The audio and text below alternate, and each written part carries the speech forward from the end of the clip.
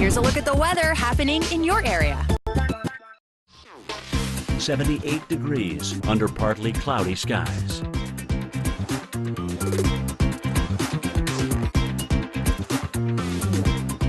The radar loop shows the movement of precipitation across your area over the last 3 hours.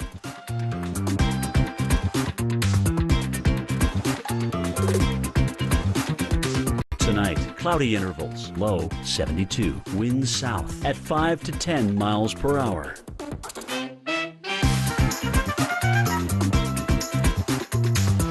Wednesday, sunshine and clouds mixed. High 91, winds south at 15 to 25 miles per hour.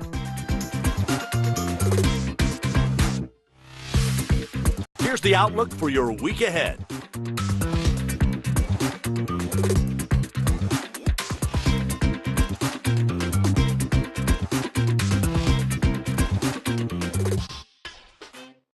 But wait, there's more.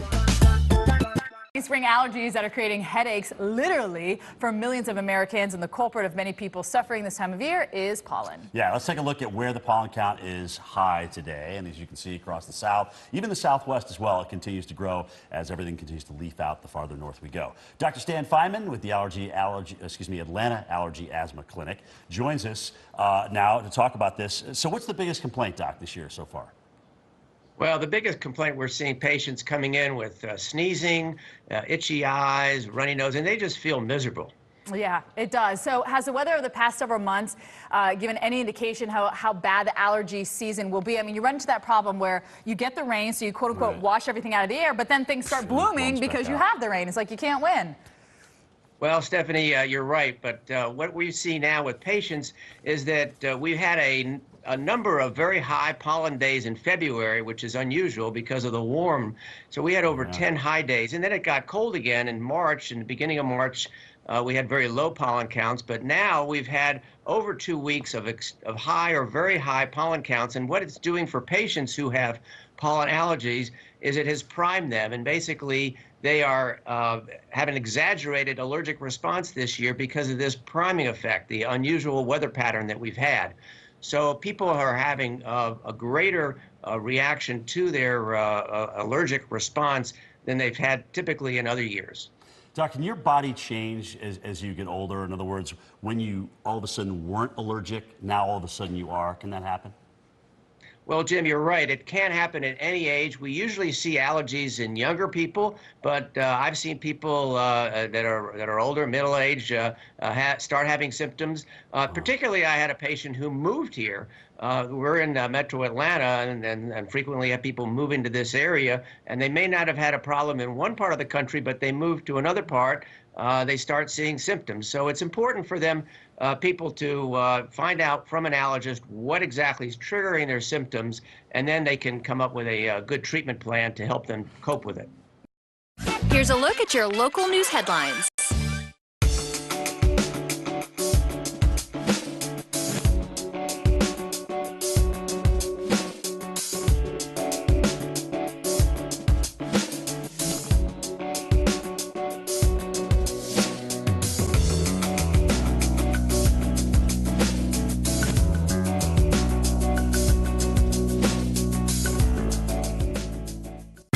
National news in 60 now.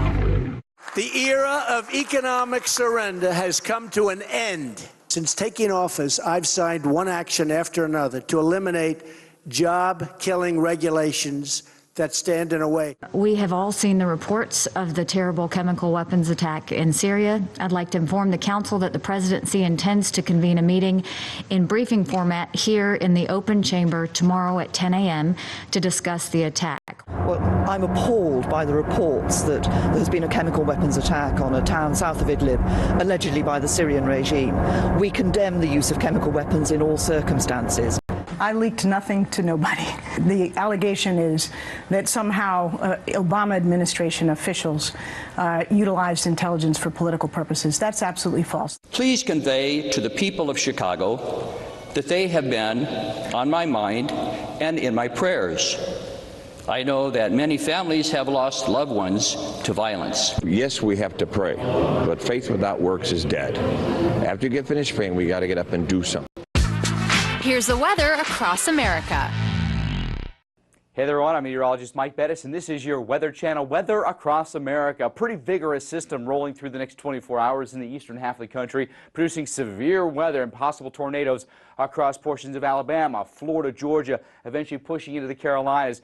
Cold, windy, and maybe even snowy at times around the backside of that feature, so winter not giving up in portions of the Midwest. So a very active pattern for us, especially in the eastern half of the country. Let's drill down in and show you the areas of concern for severe weather. Lexington, Kentucky, all the way down to Atlanta and to Pensacola. Temperatures here in the 70s and 80s. A very humid atmosphere. It's just going to feel like severe weather. In the meantime, snow still here in northern New England. That'll include, say, Bangor, and then as you work your way up toward Caribou. And notice next system rolling in across the northwest as well, keeping us very wet and gloomy. Eugene all the way to Seattle. So let's run through your stats. 96, the hot spot, Orlando. Florida's been baking lately. Coldest spot would be Alamosa, Colorado. Wettest spot, Peoria, Illinois. And if you want snow, you go to Bangor, Maine, picking up about 3 inches. Ready to ride? Let's check your travel.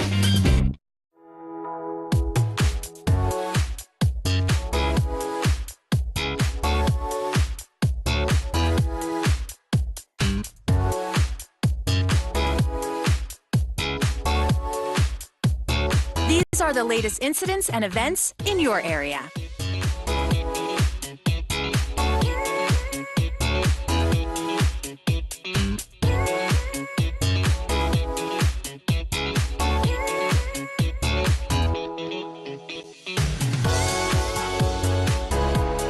Let's take a look at the latest airport delays.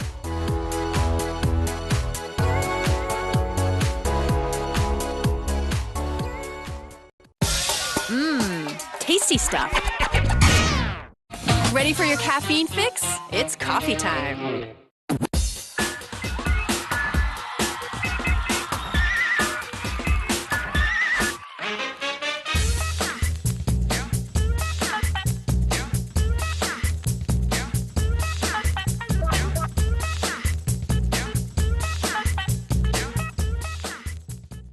And now, your sports highlights and scores.